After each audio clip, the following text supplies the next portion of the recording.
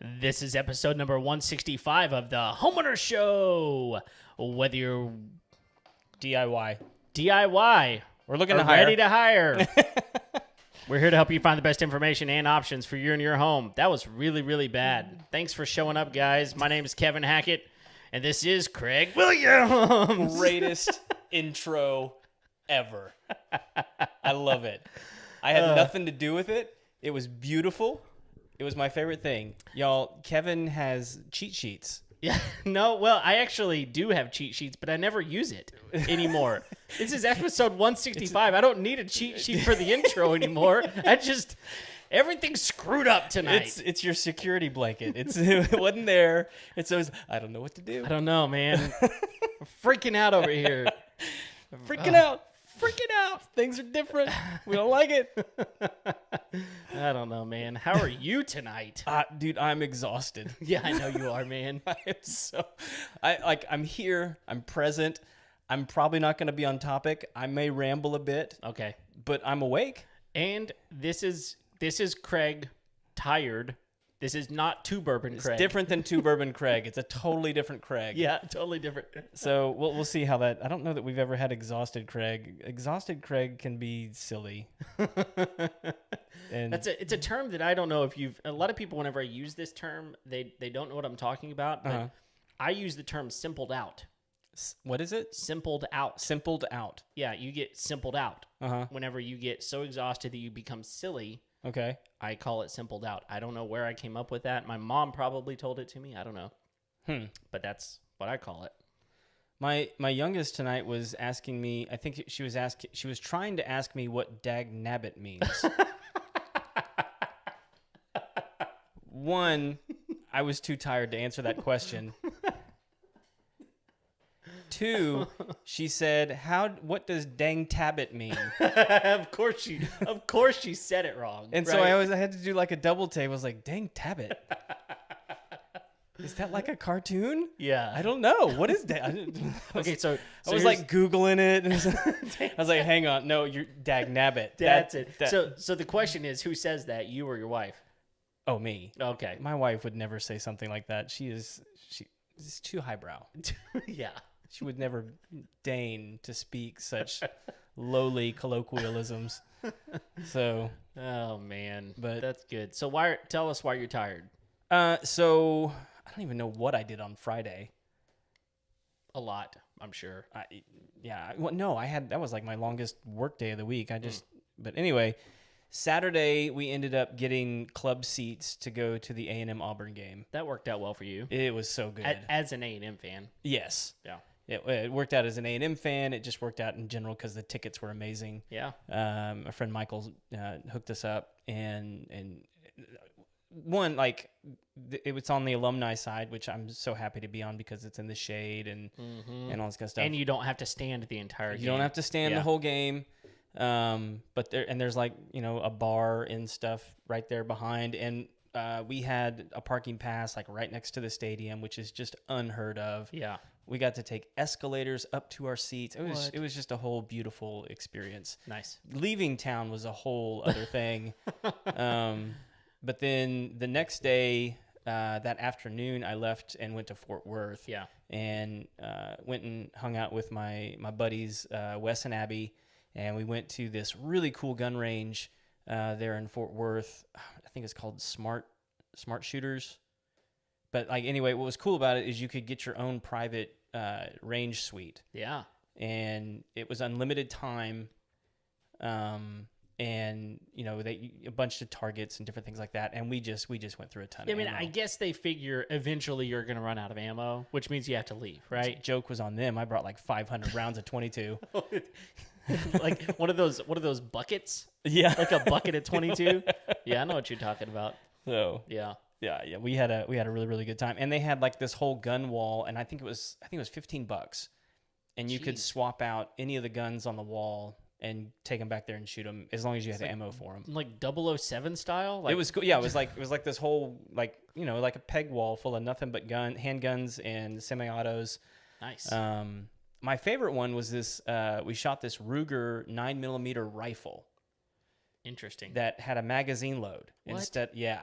So like for those of you that I shoot a Ruger and an SR9, and so what's cool about this rifle is you can take your magazine out of your handgun and it just slides right into the pistol. I mean to the rifle. That's cool. And so you can you have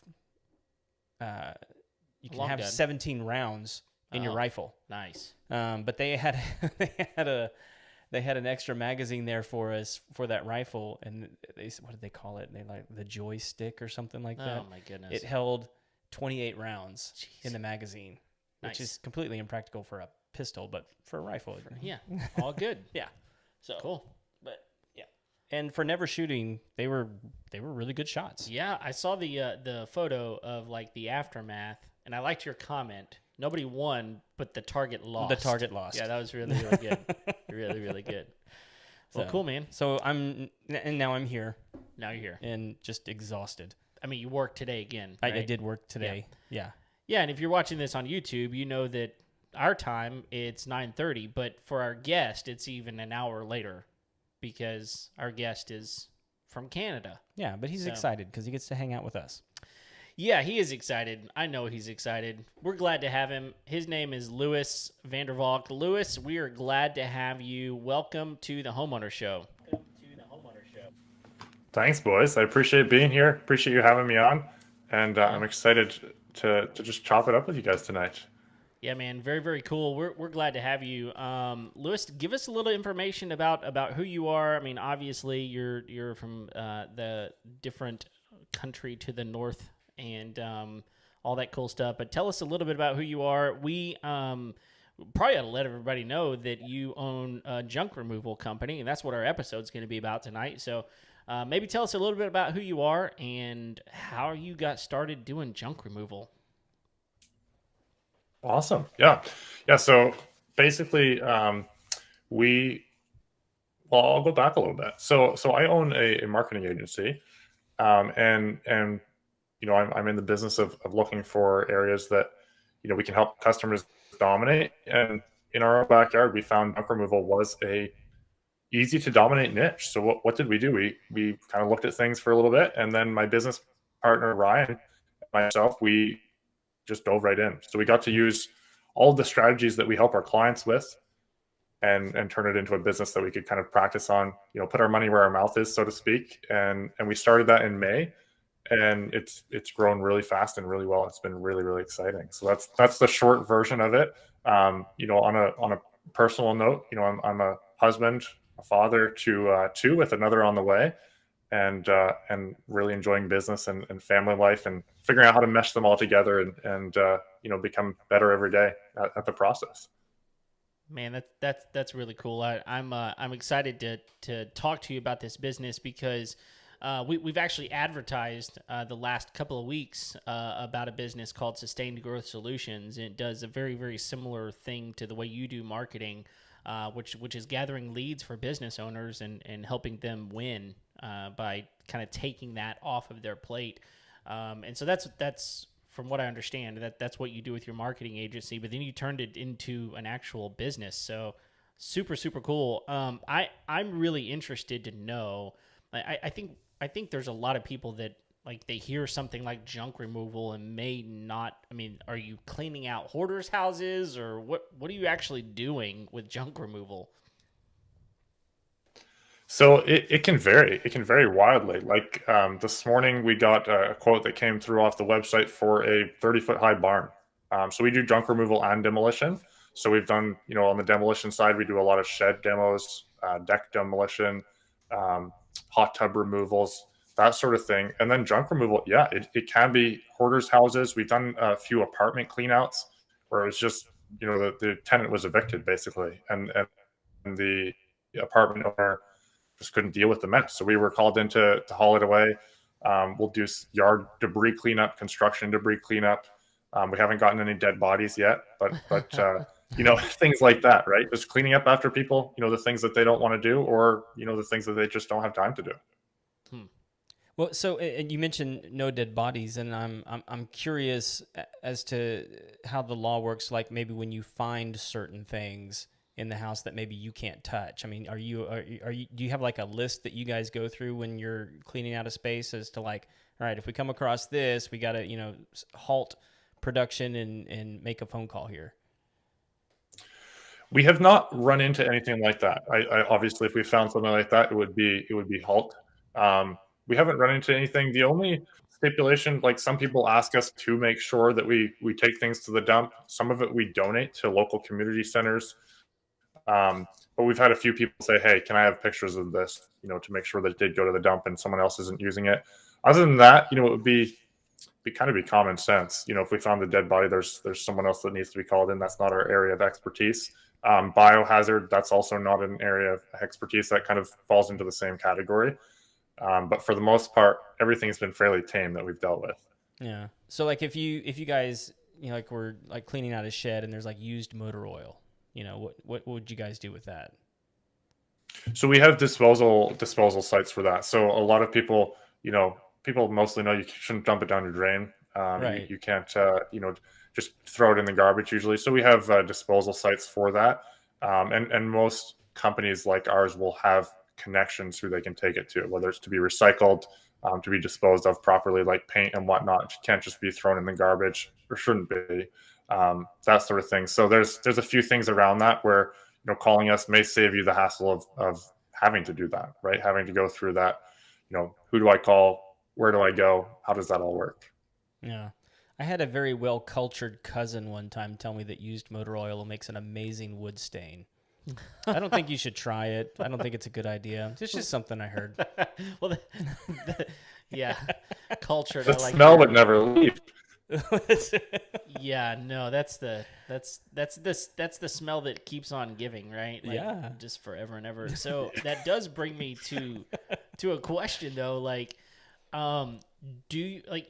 Surely, whenever you're going through something, especially like some of these barn demos, right? Like, you could reclaim this wood and stuff. So, are you able to as you're removing stuff, go like, okay, this is the junk pile, this is the resale pile. Like, is there any of that going on? Yeah, there certainly is. I mean, there was one that we did recently, and basically it was someone had put them out on the curb. It was easy pickup. It was a ride-on mower and a snowblower. Ryan, took it back. He's like, "Hey, I'll just see what's going on." He had an extra battery. The ride-on mower fired up, and the snowblower still works. So yeah, that he's actually going to use them. A few things we've sold. A lot of it comes down to the timing of going through selling it and whatnot. Some of the stuff we'll just donate. It does well. It breeds, goodwill in the community to say, hey, we donate a lot of furniture, appliances if they're still working. When we first started, we just basically posted them for free in the buy and sell groups. And then we got a ton of, jobs off of that because people are like, oh, this is so cool. Who are these people? What are they doing? Sure. But yes, there are definitely some things we keep and a few things that we sell, because it's one man's junk is another's treasure, right? Yeah, for sure. So they're like doing storage wars. Yeah, exactly. I mean, surely whether you have now or not, you're going to come across a diamond in the rough. Like, it's going to happen, right?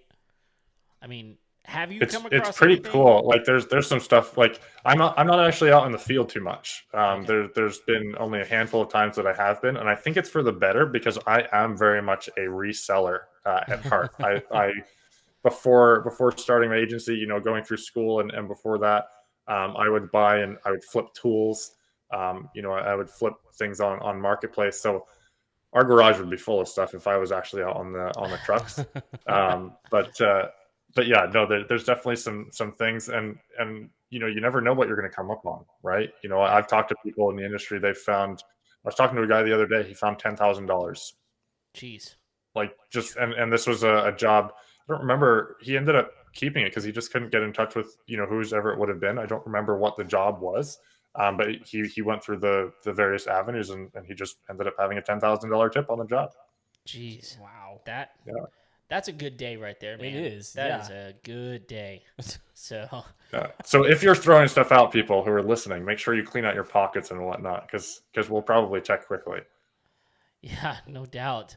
So what is your most common reason for someone to call you? Probably the most frequent call would be things like furniture removal, appliance removal. There's been a few pianos. They pop up fairly regularly, those are big and heavy, and we, depending on the job, we may just cut them to pieces in the area and then haul out the pieces. But some of the smaller stuff is common. We got a lot of deck and shed renovations, demolitions, as they were getting ready for renovations and they wanted to get stuff cleaned out. We'll come in, it takes us a couple hours. We'll have the deck out of there, and we'll go through and clean everything up. So those are some of the common ones. Yeah. It sounds like a lot of it is like if people are planning to do like a remodeling or like a yard project, and they just want somebody who can do both ends of this. They can knock out the demo and then haul off the junk. Is that what I'm? Yeah. Exactly. Yeah, we've got a few contractors that feed us jobs. There's one guy we actually help on the marketing side. He called us in and said, "Hey, I'm just not going to have time to actually take the deck out. So we've demoed it. If you guys want to just come pick it up." We had some commercial jobs in the mall, so they were switching stores and they just wanted everything gone. So taking all that out, we're bidding on a few jobs now with some contractors where we're basically subbing for them. So there's some big demo jobs. There's a month-long job we're bidding on right now where we'll basically go in and do all the demo work ahead of their teams. Tearing down the walls, doing the drywall, all that stuff. Well, and as you guys, I'm curious because you're obviously in a different part of the continent, but have the renovation jobs been as hot and heavy as they have been down here? Or are they have they been hot and heavy? Or are they slowing down because it's colder? What's kind of the market like there right now? We've noticed more jobs coming in. So we just started in May, so we don't have a full cyclical view of the year, and how that works. Yeah. We're getting more interior stuff than we had previously. Like we just this month, we've had 3 big demo jobs that we're bidding on. The barn just came in this morning. Some of it may just be due to the fact that contractors are going inside, so they're starting to bid on their winter work instead of exterior stuff. But I mean, the contracting trades in general, yeah, they've been doing really well. I know lots of contractors, they have work coming out the ears. Yeah, that's awesome. Well, and I heard you mention this barn job. Is it a wooden barn? It is a wooden barn. It's a shake exterior. I was looking at it because there's actually a market for reselling the wood. I don't think there's much of that on this barn, but yeah, it's actually kind of a nice looking barn. I think they just need to clear it up. Yeah, so I mean, like sometimes you get those jobs where you're taking a barn down. That can be a gold mine. I mean, just because people want that distressed wood. Mm-hmm. Mm-hmm. Well, most of the time it's weathered right. well, which means it's going to last forever if it's interior. If it's put interior. You know what I mean? Absolutely. So yeah, people go crazy for that stuff. Absolutely. Yeah. Yeah. So when you're doing these jobs, I mean, like, are you bringing in a dumpster yourself, or do you have trucks that you haul stuff away in? I know that a lot of people will maybe even do their own junk removal, just put their stuff in a container. Then people, someone will come haul it off. So whenever you're disposing of it, what does that process look like? Yeah, so currently we have a dump trailer. So we have a pickup and a dump trailer. And basically we'll go to your site. If you have it out on the curb, that makes our job easier and saves you some money. But typically we're going inside, we're picking up, from wherever it is in your house. If you just have a little bit of junk, or your garage or your basement, if it's a whole clean out, then we'll just go through and take out what they need us to take out. We are looking at getting dumpsters next year. So that's in the plan currently, to get a few dumpsters so we can actually take them to a client. They can fill it up and then we just take it away and they pay for the dump fee. But currently we fill the trailer and then we take a ride to the dump. They weigh us, before we go in and dump it. And then when we come back out, they weigh again. And then the difference is what we pay the rate for. So that's currently how we do it. And it's working really well. We'll probably get another trailer and some dumpsters next year, but right now it's just the truck and trailer. That's a way better way than what we do here. You said "way" a lot just now. That is a way better way than we do it here. I just said it It's twice. a way better way to weigh things. To weigh. I didn't say weigh. Oh, okay. Just yeah. I didn't use the WEIGH. Not that tired. How do we do things here? Dag nabbit, Kevin. Dang tabbit. Dang tabbit. How do they do it around here? They just weigh you on the way in. And you paying for the whole thing? Yep. They like your truck and everything? They weigh usually they just weigh the trailer. Okay. But I guess if you're hauling in a truck, they'd weigh the truck. But I've always had a flatbed trailer when I've gone to a dump site, and they just weigh you on the way in, and then you pay. It's usually like a flat fee, because I think it's the way they do it here. It's like over a certain amount you pay this, under a certain amount you pay this. Interesting. At least that's up here in Montgomery County. I don't know how it is all across the United States, but or in Canada. It makes complete sense to me that they would weigh you going in and then weigh you coming out. Well, yeah, that does make sense. I think that's a fair way to weigh things. Kevin, you're going way overboard. I love it. I love it. But yeah, I mean, that comes into our pricing. Like if we have, not to steal your little moment of humor here, but that comes into our pricing, because if we have, a trailer full of shingles, that costs us a lot more. Or we had a trailer full of railroad ties, and that cost an arm and a leg. We definitely did not make money on that job, but we learned, we got to quote higher for those, or put in some sort of, okay, we're going to give you the bill after the dump, and then you're going to pay that plus our labor. Those things are way heavier than they look. Sorry, I'm doing it the whole show. I can't. I just can't right now. You can't weigh me down with your scornful looks. Oh wow, this is going way down fast. Okay, so I think that the thing that I'm interested in then is, how do you bid out these jobs? I mean, you're getting someone who calls, Joe Messy person is calling you and needing to clean his junk out of his house or wherever. How do you determine how long it's going to take? Like, I mean, you've obviously been doing the job, but I mean, we're targeting homeowners right now, right? So as they're listening to this, they're going, look, I need some junk removal. How much is this going to cost? And obviously they need to get someone out there to estimate that. How do you go about estimating that? Yeah, so it depends on the job, obviously. Like typically, we get our lead one of two ways. It comes in off the website as a quote request, and we have the ability to attach pictures there, which I'll get to in a second, or it comes in as a call, right? So either way, we're probably going to call them back if it came in as a quote, or we chat with them on the phone, get them to send us some pictures over email or Facebook or text. But because we've done so many jobs at this point, I think we're averaging like 100. I think we just tabulated. It's like 150 or 200 jobs that we've done since May. Okay. And so we've gotten to learn, okay, this is what this job is going to take. So we factor in, dump rates, how far it is away, how far we have to travel, our labor rates, because we'll have one or two people that come out with the truck, depending on the job. And then, how long is this all going to take? What's the opportunity cost of going in here and spending 6 hours on this job as opposed to 1 hour, doing a quick pickup. So there's a lot of things that factor into it, but the distance we have to travel, how long it's going to take, how heavy things are going to be for the dump feed. Those are the main things that we look at, and how much space it's going to take in our trailer, et cetera. Yeah. I mean, how often do you get to a place and they're like, oh yeah, I have this whole other room over here that I need to get taken care of as well. Does that happen?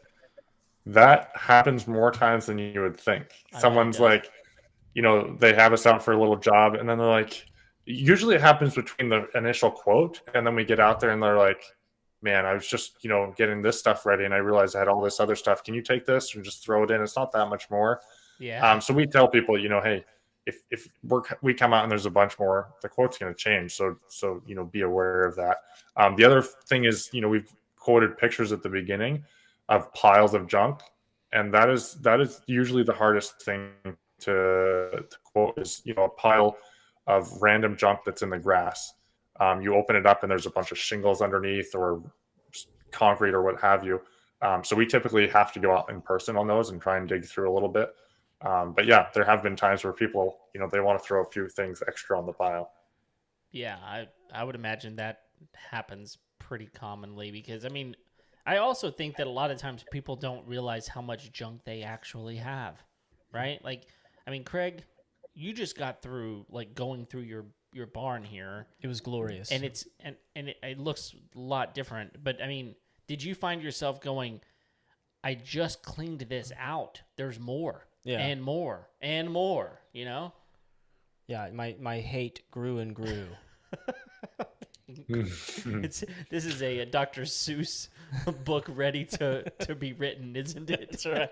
My hate grew and grew as I went through and through the junk. All the way to the dump. Yes. Guys, we've got a bestseller right here.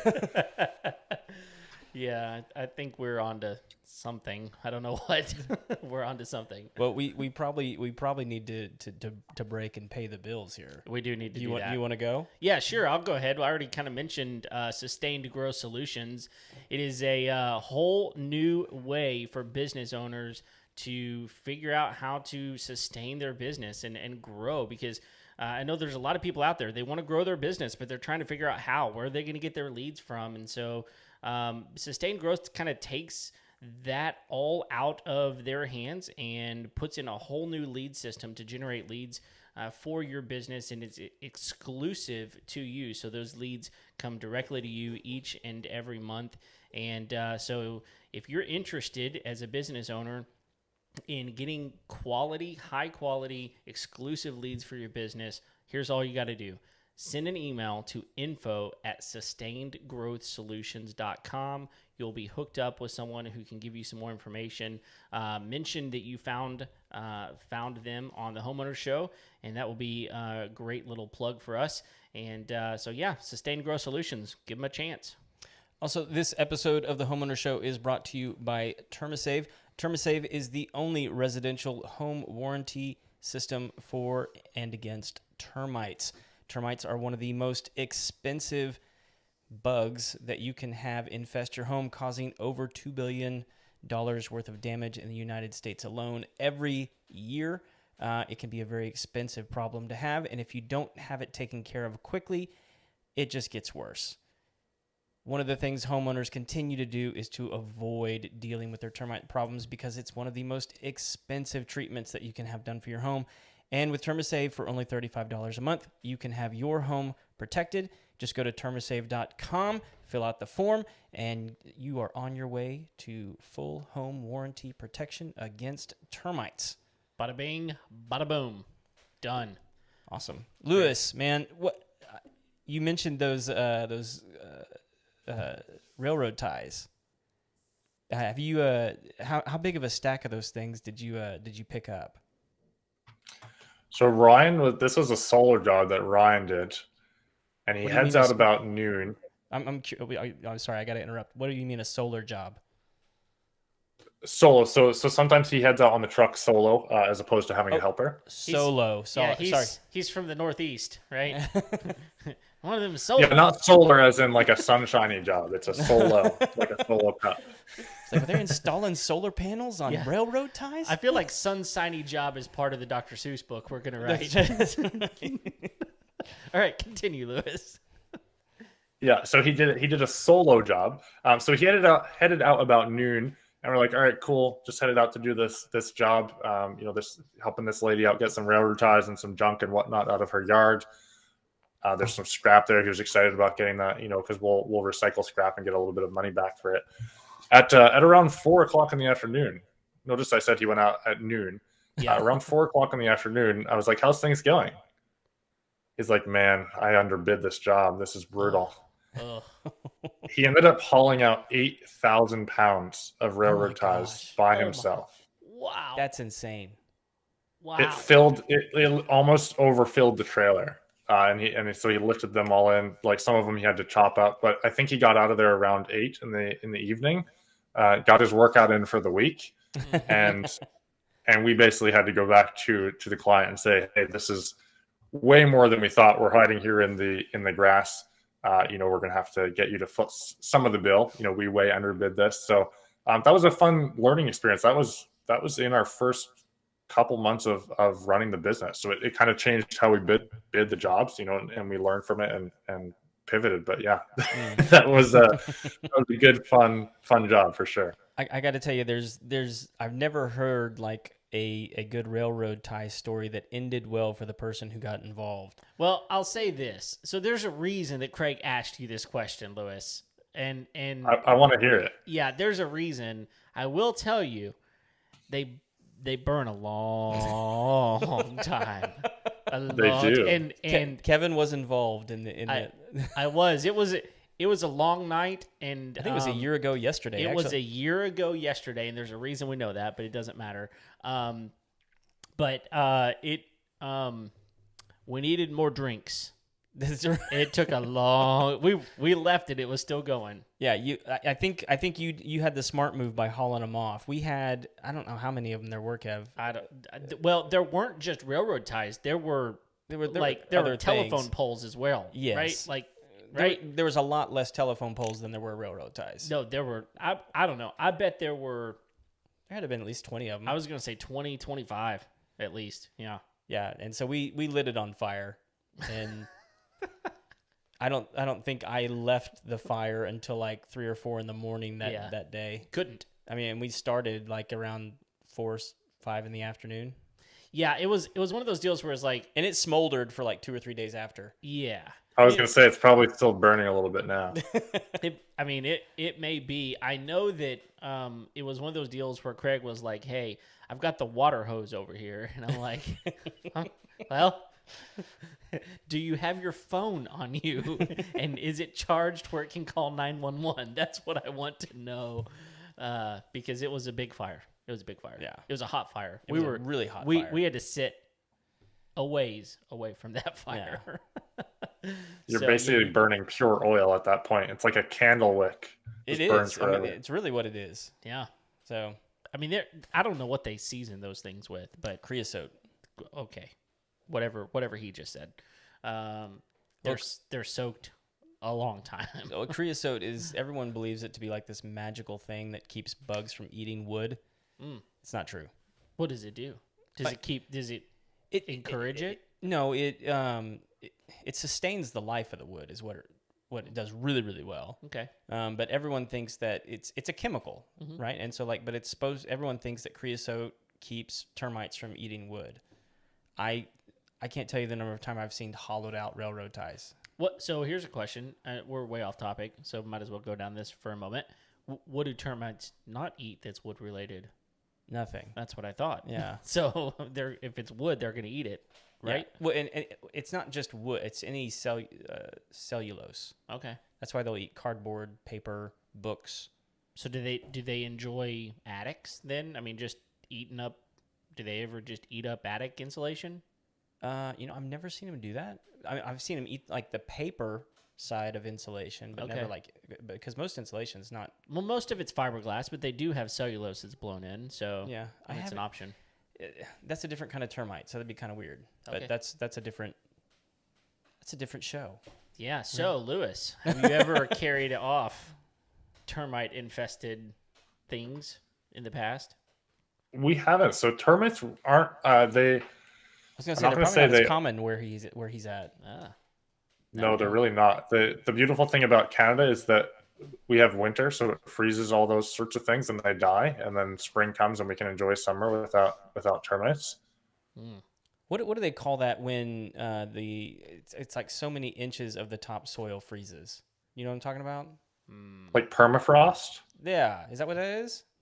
I think so. Yeah, and it stays frozen year round, kind of thing. Okay. Wow. Man, we don't have that here, but yeah, when you get it up way north. Yeah, I mean, you're. I mean, how far are you from the United States border? So I'm right on the Maine border. I'm like an hour from Maine, so Okay. we're practically no different than Maine.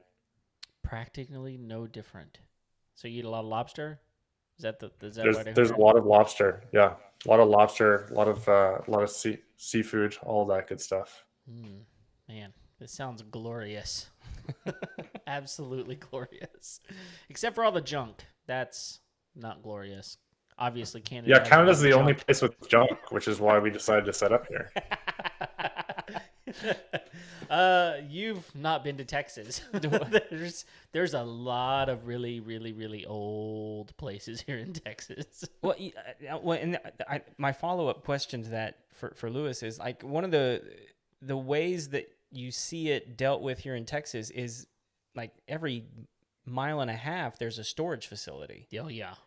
And they're all climate controlled, or boat storage, Mm-hmm. junk storage, wine storage. I mean, there's just everywhere a plethora of storage facilities everywhere. Yeah. Do you guys not have that, or is it just like a different? We definitely do have that. We actually have done a few storage facility cleanups. So either someone's just stopped paying, and it doesn't go to auction or something, or they're just moving and we did one moving job for someone where it was basically just move it to this other storage facility. But yeah, storage facility cleanouts, we definitely have them.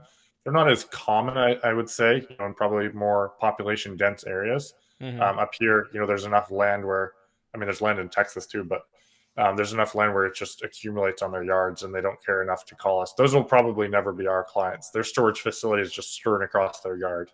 That's so true. I mean, so there's a lot of places in Texas. I'm thinking of one place in particular on the way to where we go for Thanksgiving every year, which is Caddo Lake, where you drive by this place, and so we've all seen hoarder homes, right? Like inside a hoarder home. We actually had a really cool episode on hoarders. Yeah, way back. That was like episode. I think it was like 2 years ago. Yeah, it was a long time ago. Anyway, really cool episode if you're wanting an episode on hoarding. But it's a piece of land. I don't know how many acres it is, but there's multiple acres. And imagine the inside of a hoarder's house, only it is the entire acreage. Gross. I mean, there's cars, there's appliances, there's wood, there's bicycles, you name it, and there's junk all over this place. Like, I don't know. It would take you, it would, especially with one trailer, Lewis, you could probably spend a month there. No, not even kidding. And so there's definitely places like that they don't even know what they have. It's just junk everywhere. It's insane. Lewis, do you guys do car removals and things like that? We have, I believe we've gotten one or two. There's a lot of scrappers around, so they're just going to haul it off. We do advertise for, if someone has a car that needs to be hauled to, one of the areas that scraps it, we will do that. We can fit them in our trailer. So it's something we certainly can do. Interesting. And do you guys, I think you alluded to this earlier, do you guys sort of separate the materials? I mean, we gutted a cabin not too long ago, and we pulled all the copper out of the walls because we knew the whole house needed to be rewired. Mm-hmm. So we just kept all the copper so we could sell the copper. Sure. Do you guys do stuff like that as well? 100%. Yeah. There's times typically, if there's some metal, we'll sort it toward the back of the trailer, and then we'll take that back to the shop. And then when we get enough, we'll just take a whole load in and recycle it and get paid for that scrap. Whether it's aluminum or steel or copper. We definitely, it offsets some of our costs and comes in and just makes the job that much more profitable. So what is your, I guess what is your favorite call to get then? This is, you've obviously built a lead generation site. You found a niche market. And so what's your favorite call to kind of have come in and that's exactly what we were looking for? I think the favorite ones are someone says, "Hey, I've just got this pile of stuff. It's out on the street. We can just pop in and take it off." The deck and shed demos, they're a lot of fun. Everyone likes to wield the chainsaw or the sawzall or what have you. They're a lot of fun. They're quick and they're we charge for them, right? There's risk involved. You never quite know how the job will turn out. So not everyone is as profitable. But those are fun. Those are fun jobs. And then the appliance removals, furniture removals, they're all fairly straightforward. Yeah. So, I guess one of my questions is when you're doing your junk removals, how often are you kind of going, okay, this is going to this is going to change how we do this in the future. Like as you're learning this, do you feel like you've kind of come across most things at this point, or do you feel like there's still stuff you have to figure out? I think the biggest thing for us is as we move into bigger demolition jobs. We rent equipment currently for the ones that that just are outside of the realm of taking down with a chainsaw and a sawzall. And then next year we're looking at, hey, do we buy a digger? Do we form a partnership with someone who can come in and sub with us? Those are kind of the ones that it's like, okay, how do we quote this? Do we have the bandwidth to do this? Do we just put a little bit more on top of the price so that if we get it, we can sub it out? That's probably the learning curve now. The standard run of the mill, an appliance that needs to be removed, or a piano or whatnot. We feel like we've covered most of that and have a pretty good sense of, okay, this is how much is going to fit in the trailer. This is how many loads it's going to be. This is how much manpower is going to be needed, etc. So it's as we stretch into kind of the unknown territory as we grow and get the word out there. Sure. Yeah, it definitely seems like the kind of business that you want to grow to where eventually, you have to justify that skid steer. Yes. I mean, because you never know when you might need a skid steer. Every Tuesday. Right. Exactly. Yeah, exactly. I mean, that's the ultimate goal is whenever you do need it every Tuesday. Yeah. Obviously. Have you guys had to use something like that? We've used a mini excavator on a fair number of jobs. Okay. Whether it be a demolition thing. We did some rock removals for a realtor actually, who just needed some rocks removed from their lake property. So we used that. We're looking at it for a couple of jobs here, but having something on hand, a skid steer would be great, like with a grapple hook, something like that. That's going to be in the future for sure. Yeah, they're so useful. Two, they're just so fun. Yeah, definitely. All right. They are a lot of fun. All right. So as a junk removal owner, what do you wish that person that called you understood that they don't know? I think that's a great question. Cha-ching. Cha-ching. This is the money question. I think the biggest thing is we can't remove it for $25. Some of the jobs may make the most sense for you to take to the dump. For a bigger job, that's where we come in. Our minimum rate of removal is $80. So we won't even engage with someone. If it's less than that, it's just not worth our time. It's not worth the fuel to go out there. We've got insurance, we've got people to pay, etc. All of that, right? So I think there's the minimum charge, and then the fact that if you're 2 hours away, we probably can't help you as much as your neighbor has referred to us, or your friend has referred us over. It's going to charge. We're going to charge for the fact that it costs us. If you want us around here in 5 years, we have to be a business that sustains itself.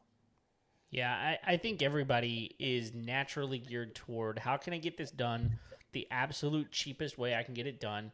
And unfortunately, I think for most people, I mean, you get what you pay for. And we've talked about that over and over and over on this show. Whenever we talk to some contractors and they say, look, I'm probably going to be more expensive than the next guy. And there's a reason for that. I've got a certain standard that I hold myself to, and but so yeah, it's just not going to be the cheapest day of your life. Sorry, you got a lot of junk. You gotta get it taken away, and you can do it yourself, or we can come out, and it's going to cost you some money, right? Do you think? Yeah. Okay, so let me ask you this: do you think that there's going to come a point whenever you do have those dumpsters where it's going to wind up making some things more affordable for some people, or those? I have no idea how much dumpsters cost to have them. And Craig, I know y'all just recently had one, but I mean, do you think that's going to change some things? I think it appeals to the DIY crowd more, for sure. They don't necessarily want us to swoop in and save the day. They may be doing a little bit of a longer project, so it's definitely going to open up options for us. It's going to open up probably some more stubbing for different contractors because they're always needing it for shingles or for different debris needs. We can just leave it there. We can build up those referrals. They can refer us to clients. It just opens up a whole new avenue, a new type of job for us, for sure. Okay. Yeah, makes sense. Craig, got more questions? No, but I do have a business idea for you. That I think could potentially make a lot of money and make all of our families happy. Okay, so let's hear it. Because we're gonna have to team up on this one. Okay. So, Lewis, have you ever been to the Caribbean? I have. Yeah, we honeymooned in St. Lucia. St. Lucia. Have you ever been like St. John?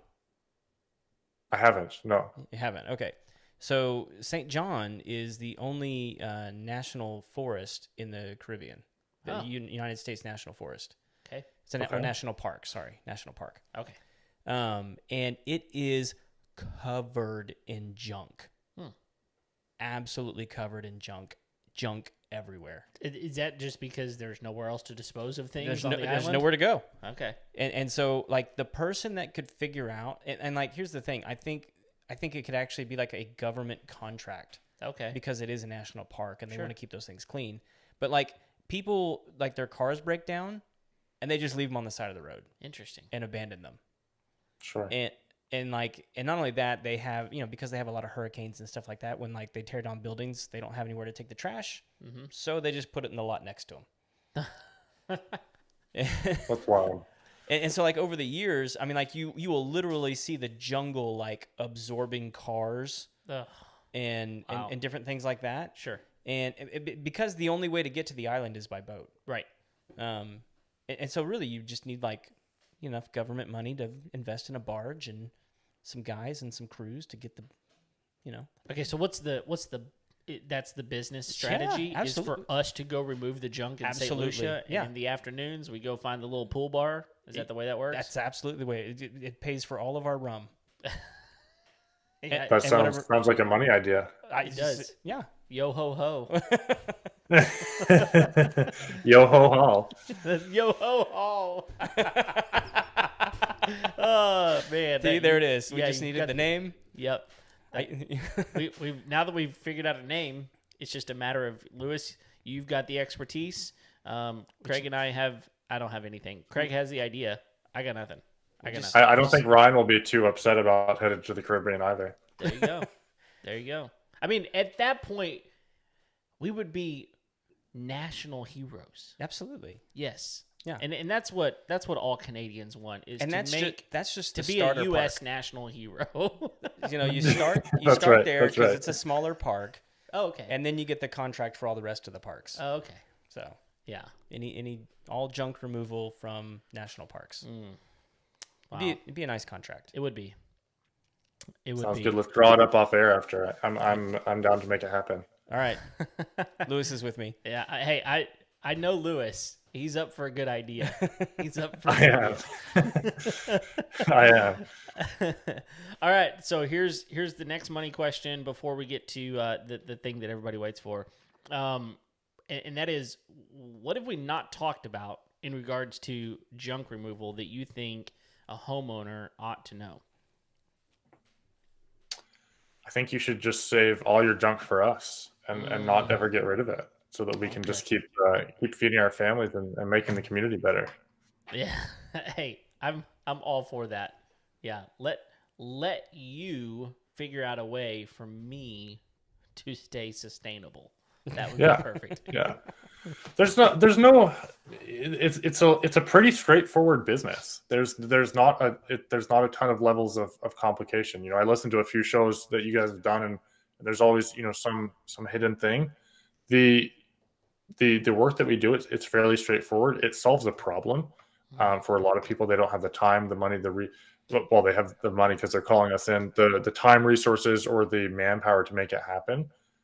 And a lot of people surprisingly don't know that companies like ours exist. Yeah. They kind of let it sit. When we ran some Facebook ads as we were getting the brand out there, we'd have people reaching out saying, man, I've been waiting for this forever, or connecting with realtors and they're saying, I had clients that could have used you and they hauled it all away themselves, kind of thing. So I think the biggest thing is maybe some education, certainly in our area, around the fact that, hey, you can get someone in to remove your deck. You can get someone in to, clear out that commercial area that you need.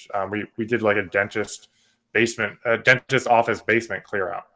different stuff like that people just don't know that they can call someone. It doesn't really fit a moving company. It doesn't really fit, just calling your friends over for a pizza party. But hey, we're here. We exist. We can help you solve a problem. I mean, in my mind, it's a mental health service, because I know that so many people deal with junk at a level where it creates anxiety and overwhelming feelings. Yeah. Because they don't know where to start. They don't know how to get going. They don't feel like they have the energy to complete the project, or even once they get started, how they're going to finish it. Mm-hmm. So that's what and I think a lot of service businesses are like that, where you're providing something where the homeowner is just in over their head, and they just don't know what to do, or even how to start. And so Yeah, well, and I think that exactly to your point, especially whenever it comes to estates that loved one has died or something, and you've got to figure out what to do with the stuff. And I can imagine this being one of those services where it's like, look, I can't handle this. There's nothing that I really need. I've gone through. I've picked up the valuable things that are valuable to me, at least. I just need someone else to take care of it. So I can see that being a huge thing for sure. It's emotionally and physically exhausting, right? I mean, we've got stuff that we've been cleaning up from Alyssa's mom. She passed away a few years ago, and we have a lot of stuff. We've been recently, clearing out some rooms here, and we're taking multiple trips to the consignment stores just to drop it off. And it takes energy. It takes time to set aside. Sometimes you just got to have someone to come in and swoop in and take it. As long as there's nothing valuable in there. Yeah. Cutting ties with that emotionally can be the biggest relief for a lot of people. Yeah, I think that's true. I do want to circle back really quick. You said you were cleaning out a dentist basement. That's when your teeth are really bad. It's like, look, you got to go to the basement for this procedure. It's like this downstairs is this is the place where you're going to get fixed. Is that like juvenile detention dentistry? Is that it? Yeah, it's like, this is like prison dentistry right here, right? No Novocaine. We actually had to sign a waiver on this one, so I can't disclose all the details, but you're close. Yeah, I'm close. No, it was a storage area, and they just had a bunch of random stuff stored in there, and they were like, help us, we need help. Oh, that's funny. Well, Craig, hey, you remember, that reminds me, didn't we put up a it was a listing for a home that had a jail in it?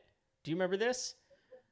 I got to go back and find it, because there's a listing of a home. I think I remember what you're talking about. It was a basement, but this home was it was for sale, but it was the like the county. It was the old city prison, or city jail. It was a city jail, That's what it was. And whoever the sheriff was at the time, or whoever, that's where it was in his house. Yeah. The jail was in his house, and he was there all the time. Anyway, it's kind of that's what I have in my mind whenever you talk about the basement of the dentist. That's crazy. There's so many ways that story could go with the jail and the house, but I'm gonna keep it on track here. Yeah, this is not part of the Dr. Seuss book. I'll tell you that. The Dr. Seuss book is not going to the dentist basement. Take a dark turn. Yeah, it took a dark turn for sure. All right, well, we're going to move on to the part of the show, Lewis, everybody is looking forward to. I don't know if because they haven't heard it in a while, for one. They hadn't heard it in a while. But I don't know if I prepared you for this or not. But if I didn't, well, here we go, because we're about to hit the Final Four. The Final Four. Yeah, that's right. The Final Four questions we ask each and every one of our guests. So, Lewis, did you know about this? I truthfully didn't. I went through those episodes and I've been following you guys, and I guess I've never made it to the Final Four. So that's on me, boys. Here's what happens. We ask all of our first-time guests these same 4 questions, so it's going to hit you like a ton of bricks. Here we go. They're tough. You gotta win this in order to actually get this episode published. So here we go. All right. First question is, what is the must-have tool that you won't leave your house without? And this is in reference to the business, correct? Yeah, this is in reference to anything. It could be as simple as Craig calls you one day and is like, "Hey, come over to my house," and you're like, "What for?" He's like, "I got a ton of stuff to do, and you just got to grab one tool, you're running out of your house. It doesn't have to be that. It could be a tool for your business. It could be anything. What's a must-have tool that you personally can't live without? I cannot live without a watch. I have to have a watch with me everywhere. I feel naked for one, and I'd have no context as to where my life is going and what's happening if I don't have a handle on the time. Okay. Oh, a handle on the time. That is poetic right there. We talking pocket? That is. I didn't even know that. Digital? Wind up? What are we talking? I have a G-Shock, so it's got digital and analog. I don't know if you can see it here for all the viewers at home there. Yeah. But it's a G-Shock watch, and it keeps me on track. Nice. Cool. I just sport the iWatch. I love it. It's not. I love it. Yeah, I've had conversations with people. I am extremely rough on watches, so this is the only one that's maintained itself. I haven't tried a smartwatch in their defense. I don't know if I will because I like the look of this one. Yeah. But yeah, a watch is an important accessory for me. Interesting. There we go. Now I'm back on. Yeah. I didn't take the plunge with the iWatch until I found out I could go underwater with it. Oh yeah. When they came out with that one. Once they had that, I was sold. Yeah, I actually dropped mine in the bottom of the Blue Hole in New Mexico, which I think it's like I don't remember exactly. I think it's 80 feet deep. Okay. I believe it's either 60 or 80 feet deep. It's a constant 61 degrees in this this little place, and it came off. I dove in, and it came off. A diver had to go down and get it, and it came back up, and it was still working. That's fantastic. So, yeah, I was pretty pumped about that. So, yeah. All right. Question number 2. What is a job you've walked away from? So we actually wrote this question poorly. We wanted to ask the question, what's a project at your house that you've walked away from? You had to call in a contractor. You started it, and then you were like, look, I can't finish this. This is too much for me.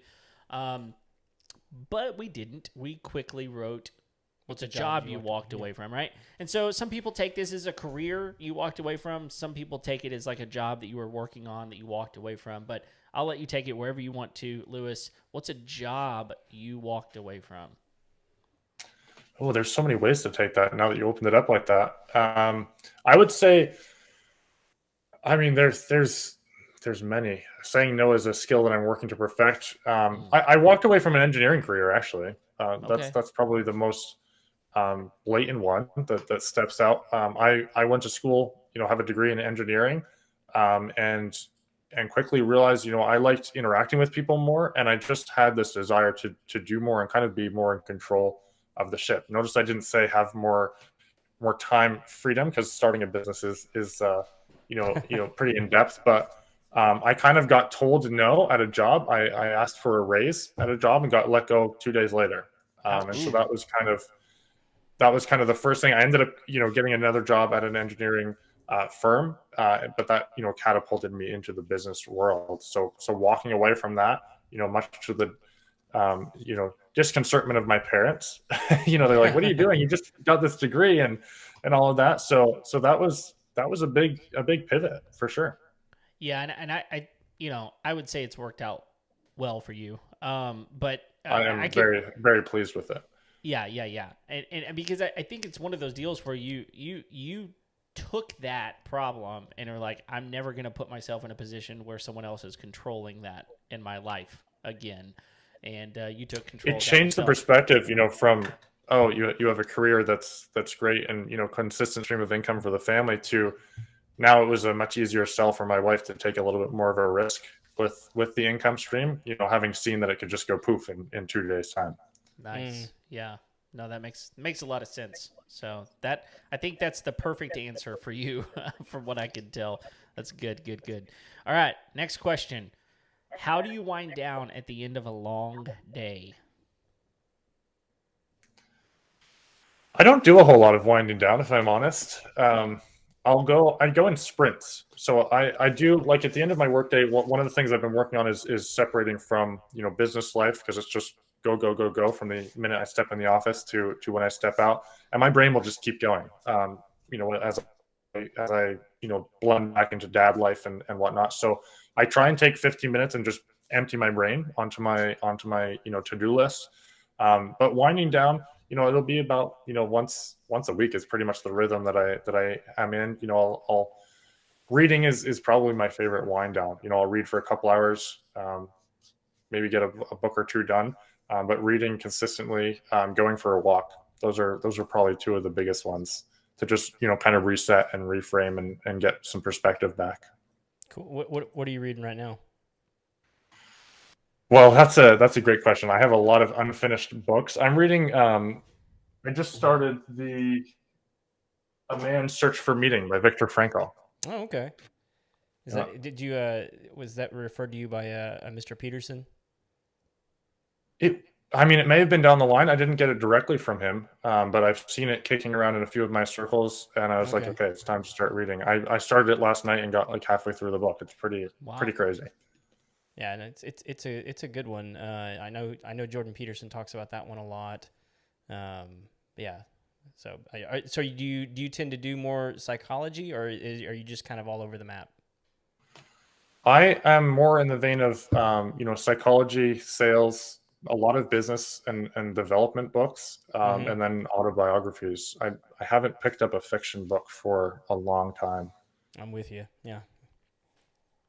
Well, I mean, you're on a trajectory right now in your life where knowing all of those things is helping you. And the fiction you just said you don't wind down. So, that's what fiction really is. It's a wind down, right? It's something that really kind of takes you to another place. It transports you into another realm. And, if you're not the kind of guy that does like to wind down very much, then that makes a lot of sense to me. So. Yeah. A wind down for me, like I said, it's a clear in my head so that I can have more creative ideas and execute on them. Sure. I like it. All right. Last question. What's one of the best pieces of wisdom or advice you've ever received? There's a lot of nuggets. I think the one I always go back to is imperfect action beats perfect inaction. I know, Kevin, you've heard me say that many times before. Yeah. But a lot of the times we just stand in our own way. Now that I'm really have that entrenched, it's probably, working to systematize it so that after I start, I carry through and finish it. But yeah, just getting started is a huge thing that's helped me take some risks and do some things that I definitely would not have done otherwise. Yeah, you're right. I've heard you say that on multiple occasions, and I've seen that in my own life. I mean, sometimes you got to fail in order to succeed, and if you're going to succeed in that moment, then you have to try, right? And so, you're right. I think paralyzation. I heard someone frame it up the other day, Kevin, and he says in his business, they don't talk about trying things or failing to learn. They just experiment. So they're like, all right, let's do this experiment. Let's see, and so they just start a bunch of experiments, and it's no longer, oh, that failed, or that effort failed, or, I failed in this. It's just like, oh, that experiment came back from the lab and we got to tweak it.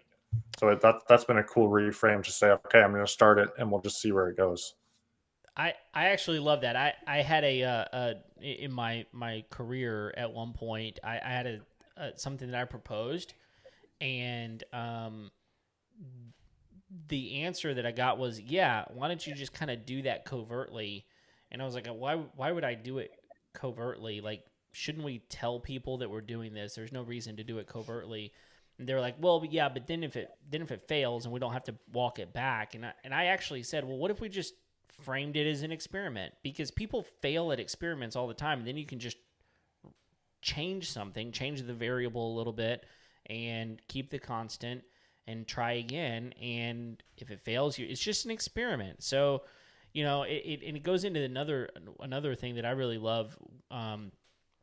I love to dog on people about, and that is just analysis paralysis. Is getting out of analysis paralysis, and taking some action is huge, really, really huge. So, all right. Yeah. Well, we actually weren't completely truthful with you. There's not just 4 questions. There's a secret 5th question. And Craig gets to ask this question every time because he can't remember the other ones. I don't have the cheat sheet. Well, it's okay. That's true. What's the 5th question? Lewis, if people want to get a hold of you, how do they find you? I am all over the internet. No, there's a few avenues. Facebook is the most commonly commonly used one. You can use Lewis at integrityjunk.ca or Lewis at bluecrocus.ca. That's the name of our agency. So connect with me on Facebook or by email. Excited to hear from you. And guys, this has been a fun show, the way you guys put it together. I liked the question. I actually liked that I didn't know the questions, because I like, having kind of go with my gut and the first thing that comes to mind. That was good. I appreciated that. Good. Awesome. Good. We'll keep that in mind for future guests. Yeah. Surprise all of them. Yeah, it's not a bad thing, for sure. Well, dude, it has been a pleasure to have you on. Thank you for taking the time to sit with us and just kind of explore junk removal. I think it's one of those things that gets overlooked a lot of times. And I mean, goodness, here we are 165 episodes in, and we've not done one on junk removal. Right, so yeah. it's really, really good. So all of you out there who are listening, we appreciate you very, very much. Thank you for downloading today's episode. We're here each and every Tuesday. If you have not already, click that button, hit the bell, subscribe to the places, eat the food that we give you. Be excellent to the Homeowners show. Do all the things. We don't care about everybody else. Everyone. Just us. Just us. Yes. Do it now. And until next time, we'll see you later. See ya.